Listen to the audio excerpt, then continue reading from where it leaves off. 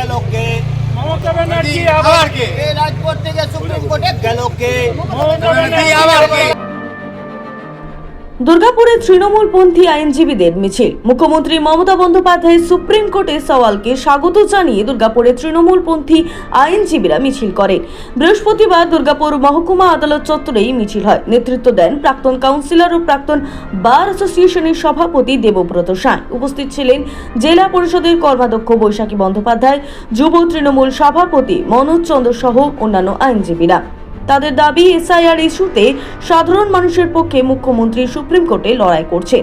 দেবব্রত সাঁই বলেন, বাংলার মানুষের পাশে থাকার প্রমাণ আবারও দিলেন মুখ্যমন্ত্রী। লড়াইয়ে তার রাজনীতির মূল শক্তি। আমাদের পশ্চিমবাংলার মুখ্যমন্ত্রী, আমাদের সকলের বরণীয় নেত্রী, বাংলার অগ্নিকন্যা মমতা বন্দ্যোপাধ্যায়কে সেই পুরনো রূপে আবার বাংলার গণতন্ত্রকে রক্ষা করার জন্য বাংলার মানুষকে ভোটাধিকার, যাতে কেন্দ্রের সরকার যেভাবে ভোটাধিকার থেকে বঞ্চিত করতে চাইছে বাংলার মানুষকে, সেই মানুষের গণতান্ত্রিক ভোটাধিকার অর্জনের লক্ষ্যে রক্ষার্থে আবার মমতা বন্দ্যোপাধ্যায়কে দেখলাম দিল্লি কাঁপাতে। সুপ্রিম কোর্টে তিনি নিজে নড়লেন। আমরা আইনজীবী হিসাবে আমরা গর্বিত। Bureau report, street voice digital.